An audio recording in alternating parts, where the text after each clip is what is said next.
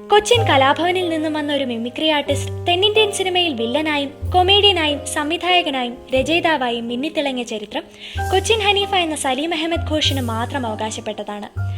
1972 പുറത്തിറങ്ങിയ ആഴിമുഖം എന്ന ചിത്രത്തിലൂടെ സിനിമയിലെത്തിയ കൊച്ചിൻ ഹനീഫ 38 വർഷക്കാലം വെള്ളിത്തിരയുടെ നിറസാന്നിധ്യമായിരുന്നു.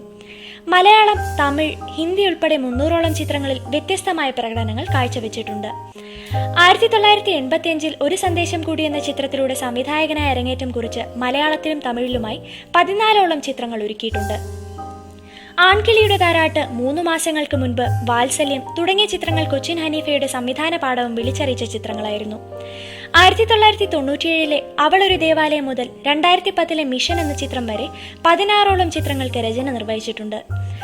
40-നടുത്ത് തമിഴ് ചിത്രങ്ങളിൽ വേഷമിട്ട ഹനീഫ കമൽഹാസനൊപ്പം മഹാനദിയിലും രജനീകാന്തിനൊപ്പം ശിവാജി, എന്തിരൻ തുടങ്ങിയ ശ്രദ്ധേയമായ ചിത്രങ്ങളുടെ ഭാഗവുമായി മാറിയിരുന്നു.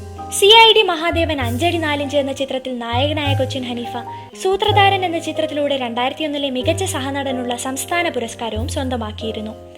അതുകൊണ്ട് തന്നെയായിരിക്കാം 2010 ഫെബ്രുവരിയിൽ അന്തരിച്ച കൊച്ചിൻ ഹനീഫയുടെ സ്മരണകൾ വിഘ്നം കൂടാതെ ഇന്നും ഒഴുകിയെത്തുന്നത്.